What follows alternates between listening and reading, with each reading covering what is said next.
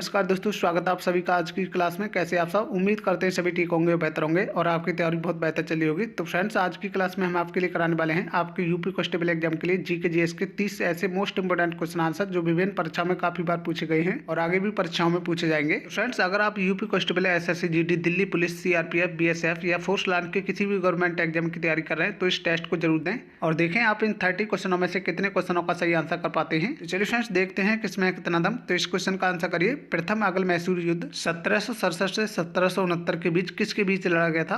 तो चलिए आंसर कीजिए। प्रथम आगल मैसूर युद्ध किनके बीच लड़ा गया था? तो याद रखेंगे दोस्तों, ये लड़ा गया था अंग्रेजों और हैदर अली के बीच। चलिए अगला क्वेश्चन देखिए। अगला क्वेश्चन है, रेड इंडियन कहाँ के निवासी थे? तो चलिए आंसर कीजिए। रेड इंडियन जनजाति कहाँ की जनजाति है? तो ऑप्शन है आपके अफ्रीका, अमेरिका, भारत या तिब्बत की। तो याद रखेंगे दोस्तों, रेड इंडियन जनजाति है वो है आपकी अमेरिका की। चलिए अगला क्वेश्चन देखिए। अगला क्वेश्चन है, किस देश को यूरोप का मरीज कहा जाता है? तो चलिए मोस्ट आईएमपी क्वेश्चन है फ्रेंड्स, छोटी बड़ी परीक्षा में काफ़ी बार पूछा गया है। किस देश को यूरोप का मरीज कहा जाता है? तो जिन्होंने भी ऑप्शन सी लगाया है तुर्की, उनका बिल्कुल सही आंसर हो जाएगा। चलिए अगला क्वेश्चन देखिए। अगला क्वेश्चन है, राष्ट्रीय युवा दिवस कब मनाया जाता है? चलिए बताइए। तो फ्रेंड्स, राह संघर्ष की जो चलते हैं एक दिन वही इतिहास बदलते हैं, जिसने जीती है रातों से जंग, सूर्य बनकर एक दिन वही चमकते हैं। तो फ्रेंड्स, अब की बार आपके लिए वर्दी लेनी है तो इस बार मेहनत कर लीजिए और यूपी कांस्टेबल एग्जाम के लिए अच्छे नंबरों के साथ क्रैक कीजिए, क्योंकि मौका जिंदगी में बार बार नहीं मिलता है। तो याद रखना, राष्ट्रीय युवा दिवस मनाया जाता है 12 जनवरी के लिए। चलिए अगला क्वेश्चन देखिए। पंचायती राज व्यवस्था का दूसरा स्तर कौन सा है? चलिए मोस्ट आईएमपी क्वेश्चन है फ्रेंड्स, बताइए पंचायती राज व्यवस्था का दूसरा स्तर कौन सा है? तो याद रखेंगे दोस्तों, ये है आपका पंचायती समिति। और दोस्तों, पंचायती राज व्यवस्था का प्रथम स्तर कौन सा है? तो हमारा ऑप्शन हो जाएगा ग्राम पंचायत। याद रखेंगे। चलिए अगला क्वेश्चन देखिए। आज़ाद भारत के प्रथम वित्त मंत्री कौन थे? तो चलिए आंसर कीजिए। और दोस्तों, वर्तमान में भारत के वित्त मंत्री कौन है?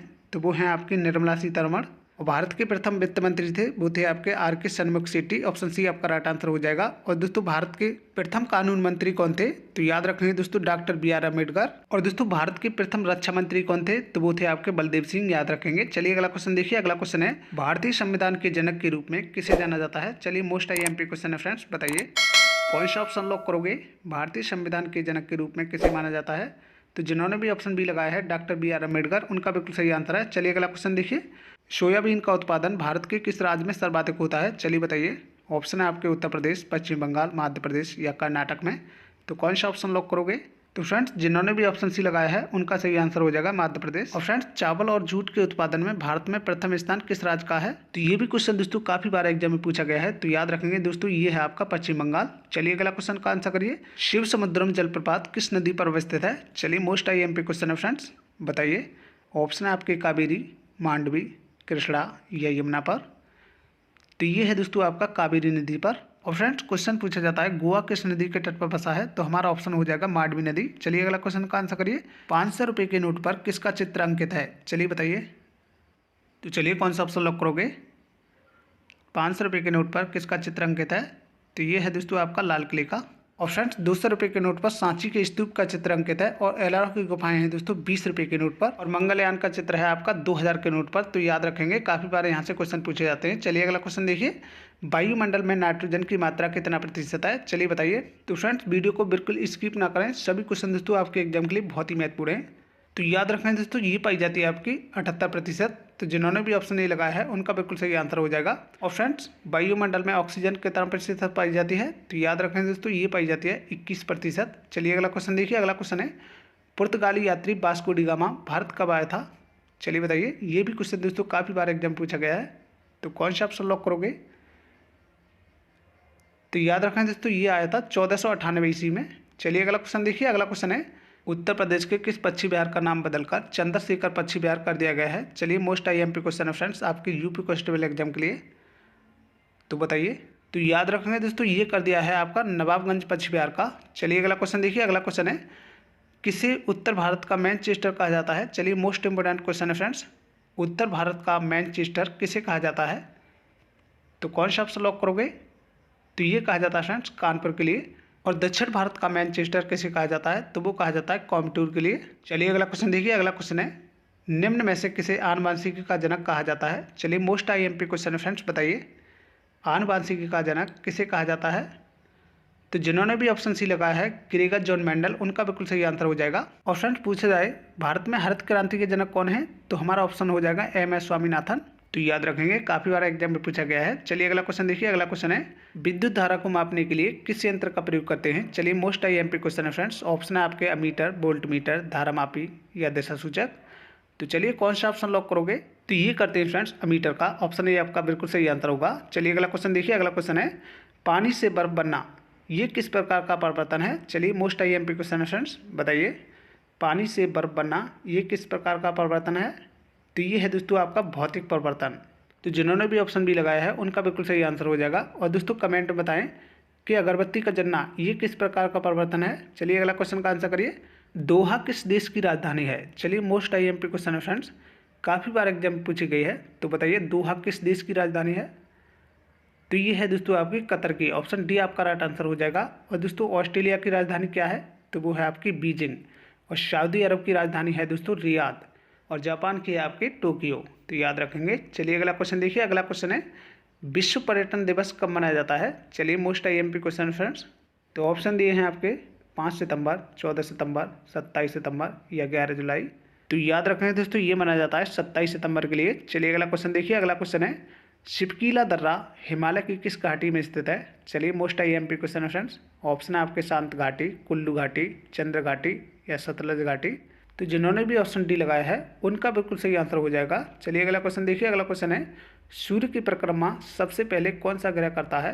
चलिए बताइए सूर्य की परिक्रमा सबसे पहले कौन सा ग्रह कर लेता है। तो ये करता है फ्रेंड्स 88 दिन के अंदर बुध ग्रह। और फ्रेंड्स सौर मंडल का सबसे बड़ा ग्रह कौन सा है, तो वो है आपका बृहस्पति। तो याद रखेंगे। चलिए अगला क्वेश्चन देखिए। अगला क्वेश्चन है उत्तर प्रदेश में कृत्रिम रबड़ कारखाना कहाँ अवस्थित है। चलिए बताइए। ऑप्शन है आपके लखनऊ, कानपुर, गाजियाबाद या नोएडा में। तो कौन सा ऑप्शन लॉक करोगे। तो याद रखेंगे उत्तर प्रदेश में कृत्रिम रबड़ कारखाना है वो है आपका गाजियाबाद में। चलिए अगला क्वेश्चन देखिए। अगला क्वेश्चन है उत्तर प्रदेश में बखीरा पक्षी विहार कहाँ अवस्थित है। चलिए मोस्ट IMP क्वेश्चन है फ्रेंड्स, बताइए उत्तर प्रदेश में बखीरा पक्षी विहार कहाँ है। तो याद रखेंगे दोस्तों ये है आपका संत कबीर नगर में। ऑप्शन सी आपका राइट आंसर होगा। चलिए अगला क्वेश्चन देखिए। मध्य प्रदेश में स्थित सांची के स्तूप का निर्माण किसने कराया था। चलिए मोस्ट IMP क्वेश्चन है फ्रेंड्स। चलिए सांची के स्तूप का निर्माण किसने कराया था। तो ये कराया था फ्रेंड्स सम्राट अशोक ने। चलिए अगला क्वेश्चन का आंसर करिए। भारत का सबसे बड़ा नागरिक पुरस्कार कौन सा है। चलिए बताइए भारत का सर्वोच्च पुरस्कार कौन सा है। तो जिन्होंने भी ऑप्शन सी लगाया है भारत रत्न, उनका बिल्कुल करेक्ट आंसर है। चलिए अगला क्वेश्चन देखिए। भारत का नेपोलियन किसे कहा जाता है। तो ऑप्शन है आपके चंद्रगुप्त मौर्य, समुद्रगुप्त, स्कंदन गुप्त या इनमें से कोई नहीं। चलिए कौन सा ऑप्शन लॉक करोगे। तो भारत का नेपोलियन कहा जाता है समुद्रगुप्त के लिए। चलिए अगला क्वेश्चन देखिए। अगला क्वेश्चन है 1857 के विद्रोह के समय भारत का वायसराय कौन था। चलिए बताइए 1857 के विद्रोह के समय भारत का वायसराय कौन था। तो ये था फ्रेंड्स लॉर्ड कैनिंग। चलिए अगला क्वेश्चन देखिए। अगला क्वेश्चन है द टेस्ट माई लाइफ पुस्तक के लेखक कौन है। चलिए मोस्ट इम्पोर्टेंट पुस्तक है फ्रेंड्स, काफ़ी बार एग्जाम में पूछी गई है। तो कौन सा ऑप्शन लॉक करोगे। तो ये है दोस्तों आपके भारतीय क्रिकेटर युवराज सिंह की। तो जिन्होंने भी ऑप्शन ए लगाया है उनका बिल्कुल सही आंसर होगा। चलिए अगला क्वेश्चन देखिए। अगला क्वेश्चन है भारत की सबसे ऊंची प्रतिमा कौन सी है। चलिए मोस्ट IMP क्वेश्चन है फ्रेंड्स, भारत की सबसे ऊंची मूर्ति कौन सी है। तो ये है दोस्तों आपकी स्टैचू ऑफ यूनिटी जो गुजरात राज्य में है। और ये सरदार वल्लभ भाई पटेल की प्रतिमा है। और इसकी टोटल ऊंचाई है दोस्तों वो है आपकी 182 मीटर। याद रखेंगे। चलिए अगला क्वेश्चन देखिए। कैंसर के इलाज में किसका प्रयोग किया जाता है। चलिए बताइए। वीडियो का अंतिम क्वेश्चन है कैंसर के इलाज के लिए किसका प्रयोग करते हैं। तो जिन्होंने भी ऑप्शन बी लगाया है कोबाल्ट 60, उनका बिल्कुल सही आंसर होगा। तो फ्रेंड्स आज की क्लास में इतना ही। तो कमेंट में जो बताएंगे कि आपने 30 क्वेश्चनों में से कितने क्वेश्चनों का सही आंसर किया है। अगर आप दोस्तों चैनल पर पहली बार वॉच कर रहे हैं तो चैनल को सब्सक्राइब जरूर करें और साथ में बेल आइकन को जरूर दबाएं, जिससे कि हमारी सभी वीडियो का नोटिफिकेशन आपके पास सबसे पहले पहुंच सके और आपकी तैयारी दोस्तों बेहतर होती रहे। तो फ्रेंड्स वीडियो को एक लाइक और दोस्तों में शेयर जरूर करें। तो फ्रेंड्स मिलते हैं अगली वीडियो में। जब तक के लिए जय हिंद, जय भारत।